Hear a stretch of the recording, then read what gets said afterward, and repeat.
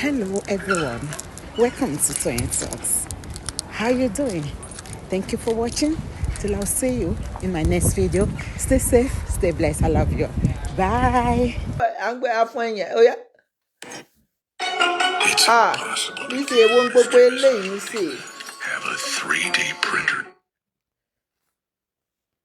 Ibi tá ń lọ kọ́ nìyẹn, ibi tá ń lọ sì pọ̀ ìwọ̀n gbogbo eléyìí.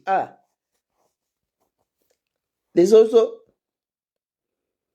Ọ̀rọ̀ ayé ẹ̀ lọ fi ń já monetization lórí YouTube.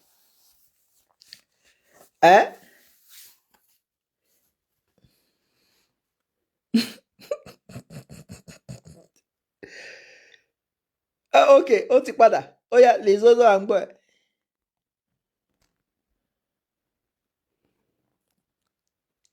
Yeah.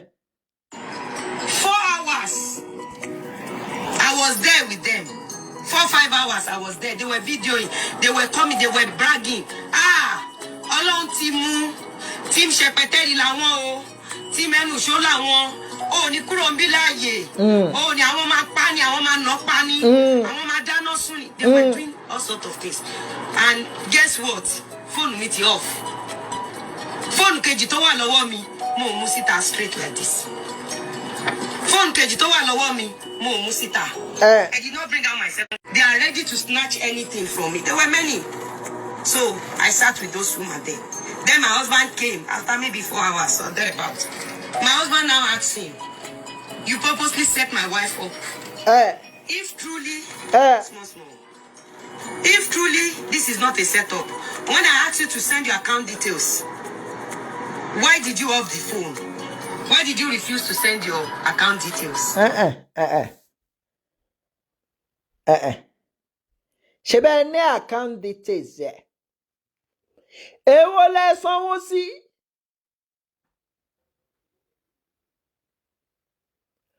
Ó sọ pé why did you refuse o? Ó ní ọkọ ẹ̀ ń pè é láti olórúkọ ewúro mi. Ó lórí fídíò call. Kò dẹ̀ gbé call.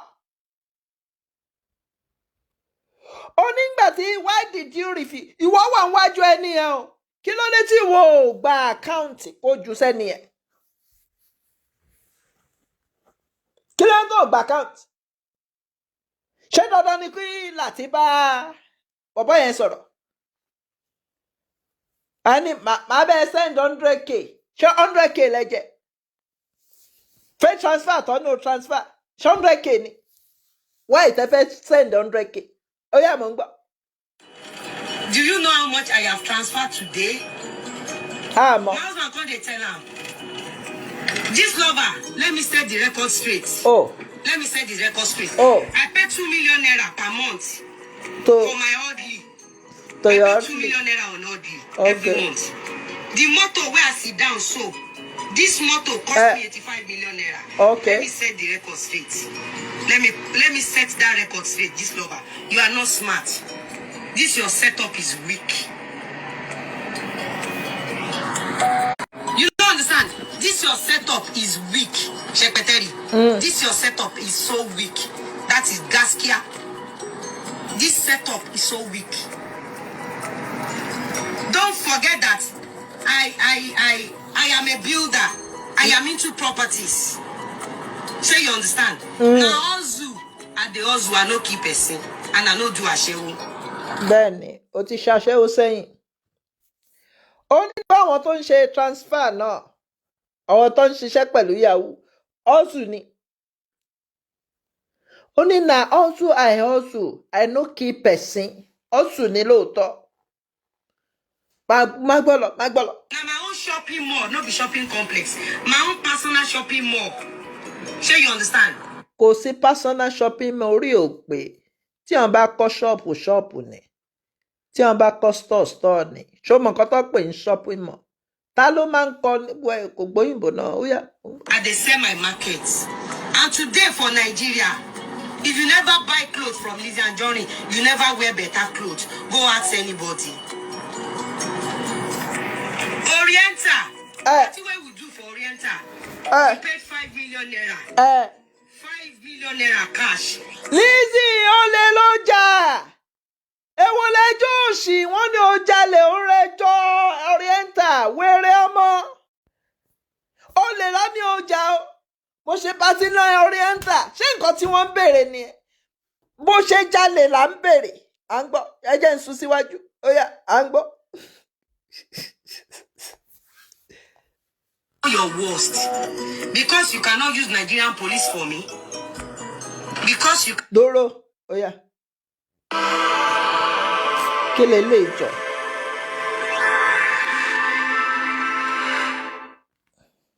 Wọ́n ń bọ̀ jàre. Ẹ jẹ́ ń gbé mo fẹ́ gbọ́ bì kankan ń bẹ̀. social media. Shepeteri, that is where you make your money. 70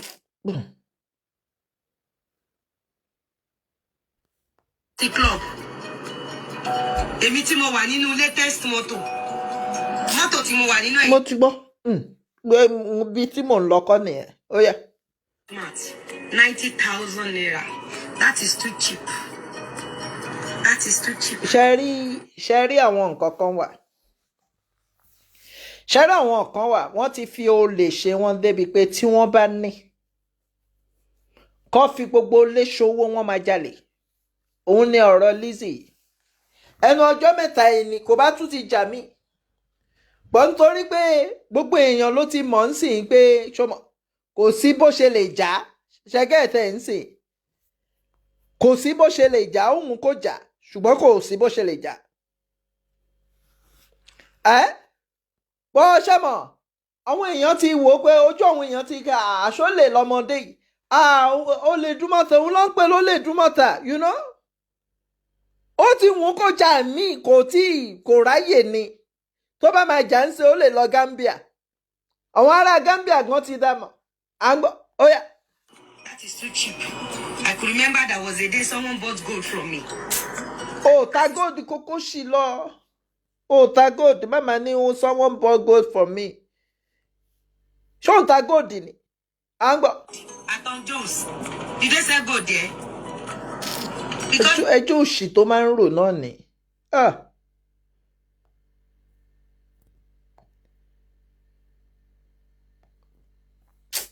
Oh yeah. Shepeteri, this lover, you failed again. You failed again. You failed. Like I said, if anything happens to me, hold Shepeteri, Enu Isho, hold all of them very. Ọ̀rọ̀ bọ̀bọ́ yẹn mo fẹ́ gbọ́. Done. You would have set me up like Baba Ijeka or set me up like Egbegbe. But you know that I do talk. That is why you want them to mock me and blunt my enemy. Abi, Shepeteri, this lover, you failed again. You failed again. You failed. Like I said, if anything happens to me, hold Shepeteri. Wo tí nǹkan kan bá ṣe ẹ́ kò sẹ́ni tó máa hold anybody. Èmi ń sọ reality fún ẹni o. And nobody can stop because Emi Ole Toro Bara. I cannot become a beggar and a destroyer like you, Shepeteri. I cannot become. Dúró tó bá tiẹ̀ ń pọ̀ àwọn èèyàn ọ̀rẹ́ ẹ Yomi Fabiyi bẹ́gà mà ni. Ó mọ̀ pé òun ló ń gba donation.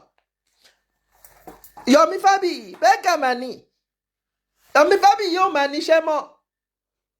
Ó máa ń bẹ̀gì kiri ni. Ẹja ṣe tó bá ti lo fọ́màtì justice for Mohbad. Ìjọ́ wo ló ṣì sọ bí pé òun ò ti ẹ̀jà fún justice kankan mọ́. But kò lè jáde because ó gbọ́dọ̀ beg. Yomi Fabiyi for real. Yomi Fabiyi yóò lè ìjọ́ wo ló ti pè sí fíìmù. Má gbọ́. Destroyer like you. Who's dead for donation? I cannot go to people's. I cannot go to where they sell caskets. Lizzy nǹkan tí mò ń béèrè kọ́ nìyẹn. Já gbọ́ Fujist la fẹ́ gbọ́. Ó yá ń gbọ́. That Shepeteri wanted to kill me. Shepeteri is after my life. Enusho, you brought Enusho, you failed. Brought Adedola, failed. Brought Ó ní Shepeteri ló mú Adédọ́là wá. Adédọ́là tá à ń sọ yóò jí mọ́tò ẹ̀ náà ni o. Meanwhile, Adédọ́là gọ́ngọ́ kọ́ ló ní mọ́tò, wọ́n fi sí in charge ẹ̀ ni. Lizzy dẹ̀ gbé mọ́tò, ó dẹ̀ lọ ṣe registration mọ́tò nítorí pé ó ń fẹ́ Adédọ́là. Ó wá expect pé ìdí ti jẹ́ ló fẹ́ lò ń bẹ̀ yẹn o, bí àwọn tó ní mọ́tò wọ́n ṣe ń bá Adédọ́là fà nìyẹn. Ọ̀rọ̀ yẹn ṣàdé court. Wọ́n ṣẹjọ́ orí ẹjọ́ yẹn nìyẹn ẹ̀ kú sí. Máa gbọ́ lọ. Many people, you failed. You brought so many people. You failed. You staged series of shows. Ẹni tó bá ń wò mí ẹjọ́, ẹ lọ bá mi wá show ibi tó ti ní mo lọ jalè nìbàdàn. Ẹ bá ń wá wá. Ó jalè nìbàdàn, ó jí mọ́tò náà nìbàdàn. Màá gbọ́ o, ọ̀tọ̀ ni mọ́tò Adédọ́là tó jí o, ó tún jí mọ́tò ní Ìbàdàn. Òun ló ń gbọ́ yẹn, òun ló ń sọ fún ẹ pé ó tún jalè nìbàdàn. Ó ṣe jẹ́wọ́ gbogbo ẹ̀ ló ń jalè, ó jalè ní Dùmọ́tà, ó jalè nìbàdàn, ó jalè ní Canada, ó ṣáà ń jalè kiri, ọmọ òṣì. Have you forgotten? Forgot. Wọ́n ní mo jalè nìbàdàn. Ibi tẹ́ ti máa mọ̀ pé gbogbo show tí àwọn Ẹsábọ̀dù ṣe, it was Ṣẹpẹtẹ́rì that was giving them the script. Ṣé ẹ̀yin náà ẹ wá wò, ṣé kò jalè nìbàdàn ni wọ́n ní ó jalè nìbàdàn? Ṣé kò jalè nìbàdàn? Ó tún jí gold ní hòtẹ́ẹ̀lì kan. Wọ́n ní ẹ lọ ṣe kí ló ń pè? Ó tún jí gold. Má gbọ́. Ṣé script tí wọ́n kọ fún yín pé mo lọ jalè nìbàdàn? Wọ́n rí mi lẹ́nu ọ̀nà báǹkì. Mo wá gbébọn. Nígbà yẹn, báǹkì yẹn, kíní kan lórúkọ ẹ̀. Is it not the same script? Ó tún yá o, wọ́n ní mo jalè ní Kútọ́nù. Mo ń ṣám rọ́bà. Àbí ẹ máa wo orú olórí burúkú àlùfọ́ lójú. Àlùpá, àlùyáwèrè, olórí burúkú ọmọ olè olè. Ìwé wọn ò kà. Go and check all these people. They've not been to school. They've not learned any handwork. No. They've not done any business. No. They've not succeeded in anything they laid their hand on. No. I told you they are enemy of our country. These people, they will ruin the life of the youth. Ẹ wo ẹjọ́ tó ń ròyìn o, ó jalè ní Dùmọ́tà. Tí mo bá rí nínú fídíò yìí, àná ó fẹnu ara ẹ̀ sọ pé òun ní ṣé bọ̀bọ́ yẹn ti rí ó ní òun ò tí ì rówó. Ó ní òun á lọ for 2 hours. Lẹ́yìn 2 hours, òun á dé. Ṣé mọ̀ pé 2 hours tó fi lọ yẹn? Kíní ló lọ send, format ló lọ send. Gbà tó wá dé, ó wá ní bọ̀bọ́ yẹn wá ní òun ti rí alert. Ó wá gbé ọjà fóun, òun wá kúrò ńbẹ̀. Àṣefẹ́ kàláàtì ni. Ọlọ́pàá Nàìjíríà á dẹ̀ ń sọ pé nǹkan tó ṣẹlẹ̀, wọ́n náà ṣàgbọ́rọ̀ ọlọ́pàá pé bọ̀bọ́ yẹn ló give incomplete account number. Then báwo ni bọ̀bọ́ yẹn ṣe rí alert? A ti assume ọ̀rọ̀ ọlọ́pàá ní incomplete account number. Then how come tí bọ̀bọ́ yẹn rí alert? Alert kedere, number ló require. Wọ́n ò need account number. Wọ́n á kàn send a customized message ni. Wọ́n á dẹ̀ send ẹ̀. 10 ti lò. 11 ni o. Kò ń ṣe 10 o. Ó yá. How many youths we want to work? How many youths want to go to market and witness what happened to me today? How many you are busy creating more jobless youth and you blame everything on government? Abi? Even if the money is 1 billion, you open my hijab. If it was not a setup, you open my hijab, you saw my face. And you all know my what? No. Wọ́n rí face yẹn. What happened? Niqab ló lò, kò ń ṣe hijab. Niqab máa ń bojú. Kí ló dé tó bojú? Ṣé ìyàwó ẹlẹ́hàá ní ẹni tó fi bojú? Ó bojú lọ sọ́jà. Kí ló dé tó o bojú lọ sọ́jà? Èmi sì ń béèrè kíní ẹ̀. Kí ló dé tó o bojú? Apart from pé ó ní òun ṣe Muslim mọ́, kí ló dé tó o wá tún bojú lọ sọ́jà? Mo ń gbọ́. If it is not a setup, here. If it is not a setup. Setup. But because it's a setup. You don't understand? You guys were shouting. Abi, because it's a setup. Yeah, you wanted to ridicule me because of 90,000 naira. And at the end of the day, this lover, Shepeteri, you now look at the video. You are, oh, that's so good. Oh, you guys shouldn't have been mentioning 90,000 naira. You guys would have been saying, gold. No, nobody will believe us about 90,000 naira. Let's put headline of she stole a gold. Shepeteri. Go and ask.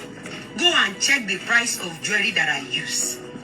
Go and check. Even my jewelries, I do more of 22 carats. So it's me that will now go to Tom Jones, where they are selling wedding materials. Lizzy, hello ni visa fee. Telo ike onike fún. Hello ni visa fee. Hello ni visa fee. Ìwọ náà ló sọ o, èmi kọ́ o. At least, tó bá ní èlò ni wọ́ọ̀tì ẹ̀ yìí náà ni problem. But èlò ni visa fee tẹ́ lo ike oníke fún. Èlò ni visa fee.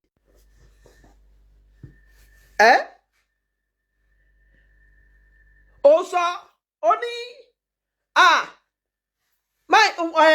wọ́n mú wọn sílẹ̀. Bó ṣe sọ ni wọ́n bá mú wọn sílẹ̀. Wọ́n ní there is fraud nínú lórí ike. Bó ṣe sọ nìyẹn o. Wọ́n ní wọ́n bá mú èmi sílẹ̀. Wọ́n ní there is fraud lórí ike tí wọ́n fi ṣe visa fee fún mi. Visa ló pè, kò ń ṣe visa. Ó ní visa fee fún mi. Wọ́n bẹ̀ lọ́wọ́ ẹ pé má gbọ́ o. Wọ́n ní ta ló bẹ búùkù. Wọ́n ní ta ló búùkù kíní. Ó ní wo ni.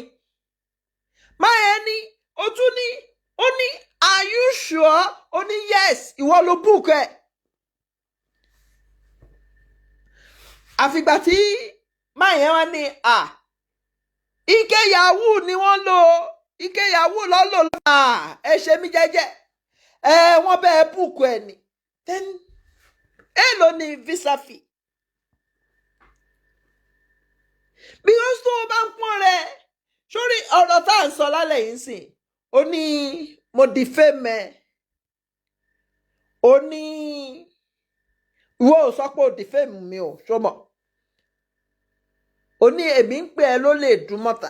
Èmi á bí ṣé òun ṣó lè dúmọ̀tà ni?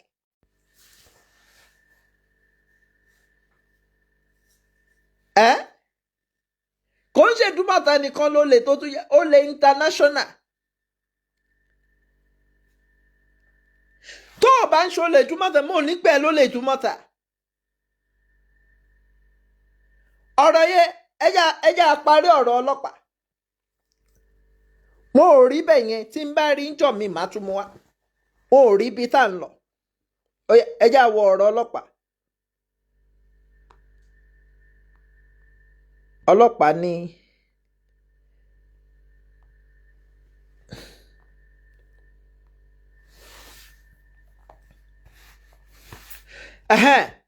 Benjamin Hundeyin wá ní ó ní nǹkan tó ṣẹlẹ̀ òun ní pé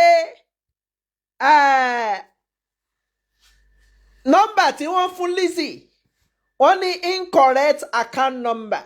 Òun mo fi ń bèrè òkè àgbà incorrect account number. Police ẹ clear lóòótọ́. Ṣùgbọ́n bọ̀bọ̀ tó tajà ó rí alert.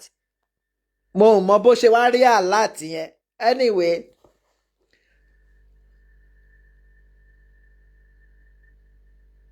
Ó ní Hundeyin ló ju kíní ìjáde.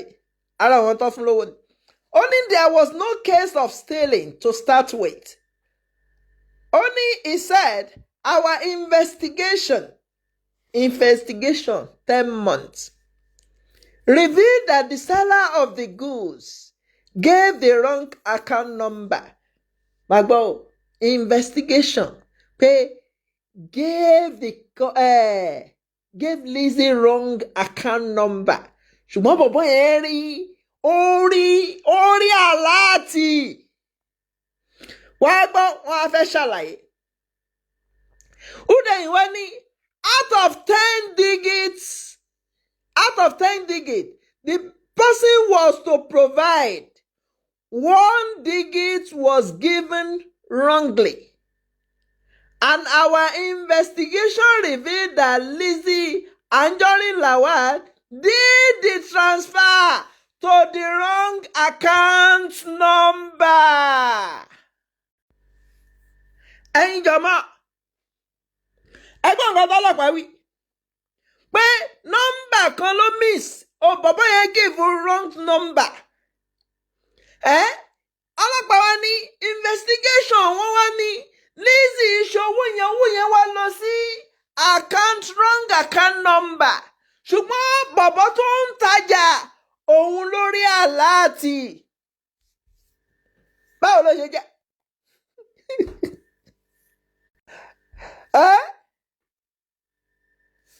Ẹdúró báwo ni àárín yẹn ṣe jẹ́? Ṣé ó yé yín ṣá? Èèyàn bí ẹ mọ̀ rí kọ́mẹ̀ntì yín. Ṣó yé yín? Ọlọ́pàá Nàìjíríà tí Benjamin Hundeyin tó jẹ́ agbẹnusọ wọn, ó ní àkáǹtì nọ́mbà kan ló miss. Máa gbọ́ nọ́mbà kan miss. Nígbà tí nọ́mbà kan wá miss, pé ọwọ́ fọwọ́ sọ̀yà pé Lizzy ṣe owó yẹn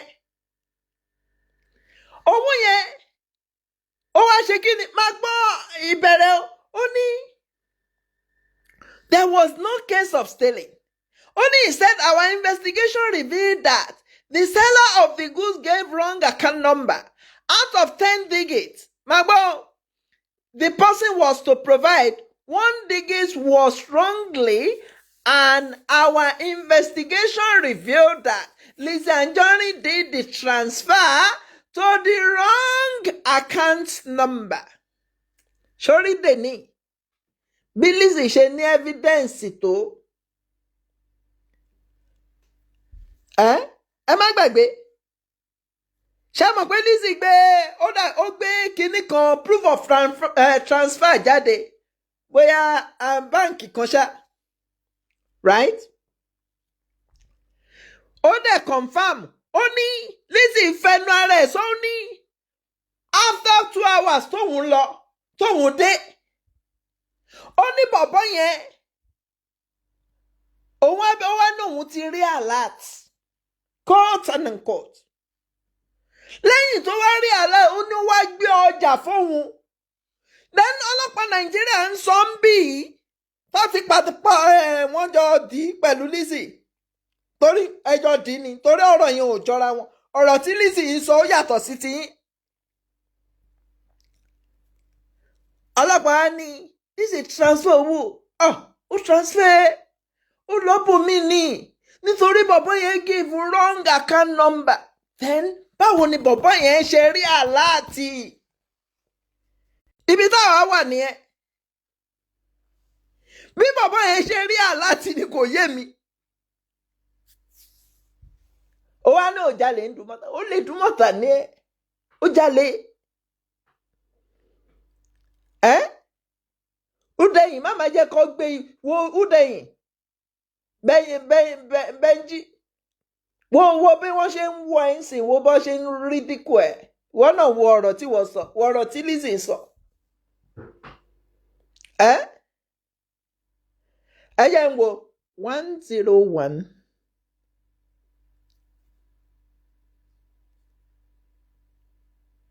10 digits ni. No, one right.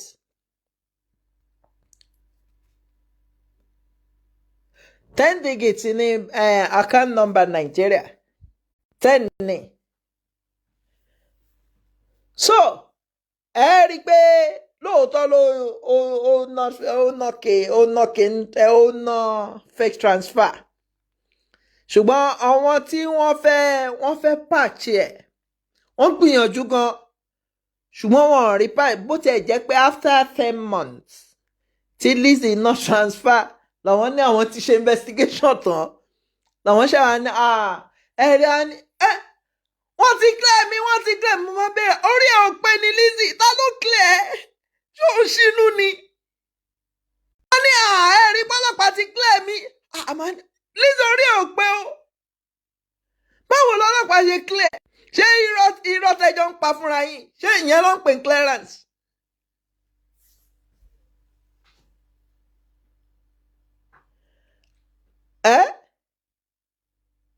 ṣé ìyẹn ló ń pè clearance. eléyìí ò ń ṣe clearance. sórí tí o bá wo kéèsì ẹ sórí bí ìgbà tí wọ́n rí dínkù ẹ mọ́ ni kò ń ṣe clearance.